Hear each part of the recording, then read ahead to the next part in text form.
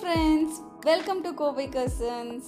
இன்னைக்கு நம்ம நல்ல காரசாரமா குளிருக்கு இதமா டேஸ்டா சுட சுட மிளகாய் பஜ்ஜி எப்படி செய்யறதுன்னு பார்க்கலாங்க.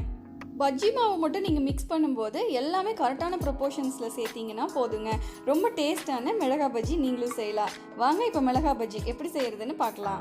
இதுக்கு முன்னாடி நீங்கள் கோவை கசின் சேனலை சப்ஸ்கிரைப் பண்ணினா கோவை கசின் சேனலுக்குள்ளே போயிட்டு சப்ஸ்கிரைப் பட்டனை கிளிக் பண்ணிவிட்டு பக்கத்தில் இருக்க பெல் ஐக்கானையும் கிளிக் பண்ணிக்கோங்க. அதுக்கு மேலே இருக்கிற ஆல் அப்படிங்கிற பெல் ஐக்கானையும் கிளிக் பண்ணிங்கன்னா நாங்கள் போடுற எல்லா வீடியோவும் உங்களுக்கு உடனே கிடைக்குங்க. மிளகாய் பஜ்ஜி செய்கிறதுக்கு நம்ம முதல்ல பஜ்ஜி மாவு ரெடி பண்ணிடலாங்க. அதுக்கு ஒரு பாத்திரத்தில் 1 கப் அளவுக்கு நான் கடலை மாவு எடுத்துக்கிறேங்க. இது கூடவே நம்ம வீட்டில் நார்மலாக இட்லி தோசைக்கு அரைக்கிற மாவில் 1/2 கப் அளவுக்கு இட்லி மாவு எடுத்துக்கோங்க. கூடவே 1/2 டீஸ்பூன் அளவுக்கு வரமிளகாய் தூள் எடுத்துக்கிறேங்க. உங்களுக்கு காரம் எந்த அளவுக்கு தேவையோ அதுக்கு தகுந்த மாதிரி நீங்கள் கூட குறைச்சி சேர்த்துக்கோங்க. கூடவே 1/4 டீஸ்பூன் அளவுக்கு பெருங்காயத்தூள். நான் சேர்க்குற பெருங்காயத்தூள் நல்லா ஸ்ட்ராங்காக இருக்கிறதுனால 1/4 டீஸ்பூன் சேர்த்துக்கிறேங்க. நீங்கள் கடையில் வாங்கின பெருங்காயத்தூள் சேர்க்குற மாதிரி இருந்தால் இன்னொரு 1/4 டீஸ்பூன் சேர்த்துக்கோங்க.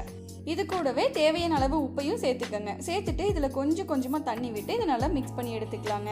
மிக்ஸ் பண்ணும்போது நல்லா கட்டி இல்லாமல் மிக்ஸ் பண்ணணுங்க. அதனால் கொஞ்சமாக தண்ணி விட்டு அப்புறம் மிக்ஸ் பண்ணுங்கள். ஒட்டுக்க கொட்டிட்டீங்கன்னா கன்சிஸ்டன்சி மாறிடும். ஓரளவு மிக்ஸ் பண்ணி எடுத்ததையுமே இதில் நான் 1 டேபிள் ஸ்பூன் அளவுக்கு காஷ்மீரி மிளகாய் தூள் சேர்த்து மிக்ஸ் பண்ணிக்கிறேங்க. உங்கள்கிட்ட காஷ்மீரி மிளகாய் தூள் இல்லைன்னா விட்டுறலாம். ஏன்னா அது கலருக்காக மட்டும்தான் சேர்க்குறோங்க. நம்ம மிக்ஸ் பண்ணி இருக்கிற பஜ்ஜி மாவுடைய கன்சிஸ்டன்சி இந்த பதத்தில் இருக்கணுங்க. இதுதான் கரெக்டான கன்சிஸ்டன்சி. அடுத்தது நான் இங்கே மிளகாய் பஜ்ஜிக்கு மிளகாய் எடுத்துக்கிறேங்க. நீங்கள் மிளகாய் வாங்கும்போது இந்த மாதிரி சின்ன மிளகாயை பார்த்து வாங்கிக்கோங்க. அப்போ தாங்க டேஸ்ட் ரொம்ப நல்லாயிருக்கும், காரமும் இருக்குங்க. அதே மாதிரி உங்களுக்கு நல்லா காரசாரமாக வேணும் அப்படின்னு நினச்சிங்கன்னா முழுசாக சேர்த்துக்கோங்க. இல்லை அப்படின்னா இது 2ஆக கட் பண்ணிவிட்டு உள்ள இருக்கிற விதையெல்லாம் எடுத்துட்டிங்கன்னா காரம் கரெக்டாக இருக்குங்க. நான் இங்கே எல்லா மிளகாயுமே 2ஆக கட் பண்ணி உள்ள இருக்கிற விதையெல்லாம் எடுத்து வச்சுருக்கேங்க. அடுத்தது நம்ம பஜ்ஜி போட்டுடலாங்க. அதுக்கு நான் ஒரு இரும்பு வடை சட்டியில் எண்ணெய் விட்டு எண்ணெயை நல்லா காய வச்சுருக்கேங்க.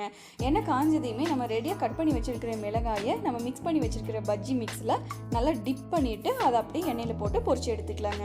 முடிஞ்ச வரைக்கும் மிளகாயை கட் பண்ணும்போது அதனுடைய காம்போடு சேர்த்து கட் பண்ணிக்கோங்க. அப்போ தாங்க டேஸ்ட் ரொம்ப நல்லாயிருக்கும்.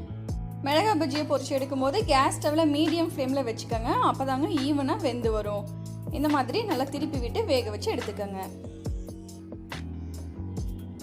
சுற்றிலையும் எண்ணெயில் இருக்கிற நுரையெல்லாம் அடங்கினதையுமே நம்ம பஜ்ஜியை வெளியில் எடுத்துடலாம். அவ்வளோதாங்க, சூப்பரான சுட ரொம்ப காரசாரமான டேஸ்டான மிளகாய் பஜ்ஜி ரெடி ஆயிடுச்சு.